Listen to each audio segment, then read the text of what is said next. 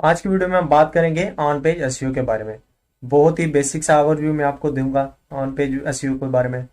तो जैसे कि आप लोगों को पता है कि हमारी सीरीज होने वाली है, तो पूरी सीरीज को आप फॉलो करेंगे और बहुत सारी इंफॉर्मेशन आपको एसईओ के बारे में मिलेगी। तो इसकी पर्टिकुलर वीडियो में हम बहुत डिटेल में एसईओ के बारे में नहीं देखेंगे, बेसिक ओवरव्यू देखेंगे। ऑन पेज एसईओ के बहुत ज़्यादा फायदे हैं, बहुत ज़्यादा फैक्टर्स भी हैं। तो उन सारे फैक्टर्स को तो हम यहाँ पे नहीं बयान कर सकते, यहाँ पे मैं आपको नहीं बता सकता, लेकिन कुछ इंपॉर्टेंट चीज़ें आपको साथ शेयर की जाएगी। तो एक इंट्रोडक्शन हम लेंगे। सबसे पहले on page SEO consist of all the elements of SEO you can control बस्ट। जैसे मैंने आपको बताया था कि एक होता है on page SEO, then off page SEO होता है एक। तो जो लोग बिगनर्स हैं वो इस चीज़ को ज़रूर देखेंगे। ऑफ पेज में हमने एक एग्जांपल ली थी बैकलिंक्स की। तो आप सारे बैकलिंक्स पे आपका कंट्रोल नहीं होता, राइट। सारे बैकलिंक्स को आप कंट्रोल नहीं कर सकते, लेकिन ऑन पेज एसईओ के 99% फैक्टर्स या मैं कहूँ 100% फैक्टर्स को आप कंट्रोल कर सकते हैं। इसलिए ऑन पेज एसईओ को आपने इग्नोर नहीं करना है, ठीक है। ऑन पेज एसईओ को आपने इग्नोर नहीं करना, बहुत ही ध्यान से आपने इसको ऑन पेज एसईओ करना है और इसकी बेसिक को समझना है ऑन पेज एसईओ की।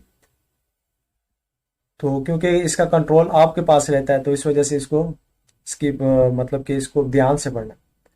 तो कब हम करते हैं ऑन पेज एसईओ? अगर कोई पूछे कि हमें कब ऑन पेज एसईओ करनी है, अगर आपको कोई वेबसाइट मिले तो आप कब ऑन पेज एसईओ करते हैं? ऑन पेज एसईओ भी दो तरह की होती है। एक ऐसी जो हम एक दफ़ा करके छोड़ देते हैं, एक दफ़ा, वो लॉन्ग टर्म के लिए रहता है। तो एक हमें कोई चीज़ें बार बार करनी पड़ती हैं एसईओ के लिए, एक बार करके छोड़ नहीं देते, उसके बार बार रिपीट करना पड़ता है। लेकिन ऑन पेज एसईओ में कुछ फैक्टर्स ऐसे होते हैं जिनको हम एक टाइम करते हैं, जो लॉन्ग टर्म के लिए रहते हैं। तो हमें कुछ फैक्टर्स ऐसे होते हैं जो हमें फिर से देखने पड़ते हैं।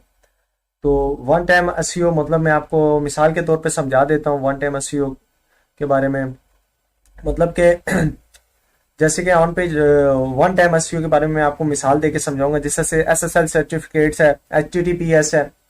ये एक एग्जांपल है जो हम एक दफ़ा करके हम छोड़ देते हैं और लॉन्ग टर्म के लिए ये रहते हैं। तो इसी तरह बार बार जो हम चीज़ें करते हैं, जैसे कि हम कोई ब्लॉग में पोस्ट वगैरह करनी होती है, आर्टिकल्स वगैरह लिखना होता है, हमें उन्हें बार बार उसमें कीवर्ड्स लिखने पड़ते हैं, बार बार हमें कुछ स्टेप्स करने पड़ते हैं, कुछ स्टेप्स को फॉलो करना पड़ता है।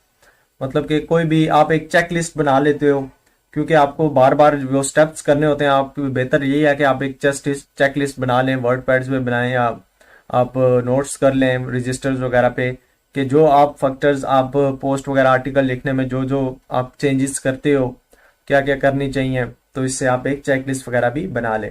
तो आगे चल के हम डिटेल से भी देखेंगे इन सारी चीज़ों को, लेकिन ये अभी हम बेसिक ओवरव्यू में हम आपको दे रहे हैं, क्योंकि बेसिक ओवरव्यू आपने इसको डिटेल से देखना है।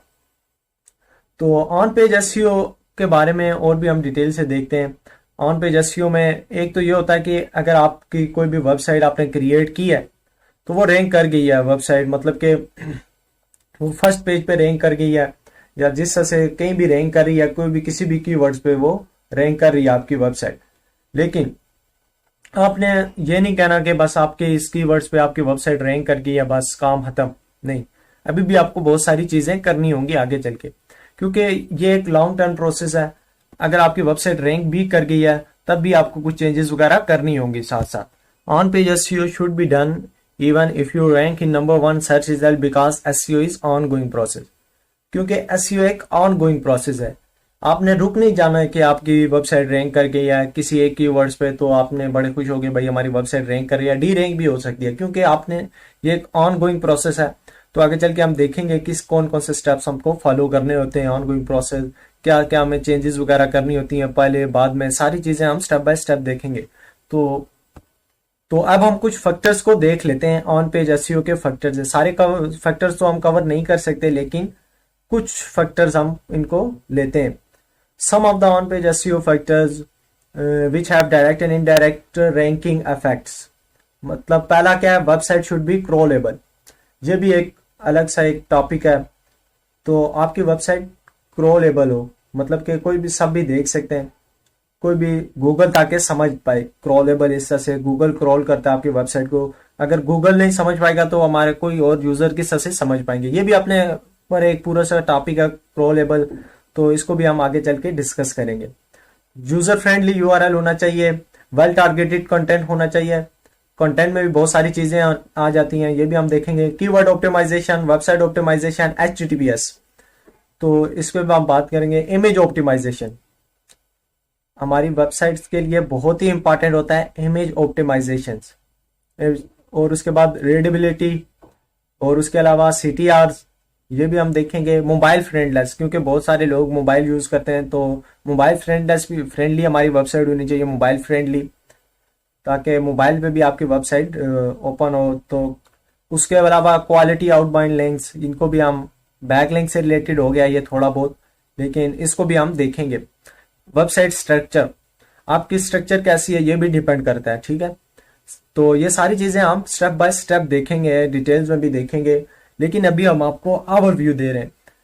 तो ओवरव्यू देंगे, फिर हम आगे चल के स्टेप बाय स्टेप चीजों को डिटेल से देखेंगे ऑन पेज एसईओ के। तो जी, तो फ्रेंड्स, अभी हमने जो फैक्टर्स देखे हैं 6 और 6 12 फैक्टर्स तकरीबन हमने देखे हैं। मैंने आपको बताया था कि एसईओ रैंकिंग फैक्टर जो कि ऑलमोस्ट 200 है। तो अभी हमने क्योंकि ओवरव्यूज वगैरह दिया और जो इंपॉर्टेंट फैक्टर्स हैं वो आपने के साथ शेयर किया, उनका ओवरव्यू शेयर किया। तो आज की वीडियो में बस इतना ही। उम्मीद करता हूँ वीडियो अच्छी लगी होगी। वीडियो कैसी लगी है कमेंट में अपना इज़हार जरूर कीजिएगा। आपका कोई भी सवाल है आप कमेंट सेक्शन में पूछ सकते हैं, मैं इंशाल्लाह जरूर कोशिश करूंगा कि आपको जवाब दूं। अल्लाह हाफिज।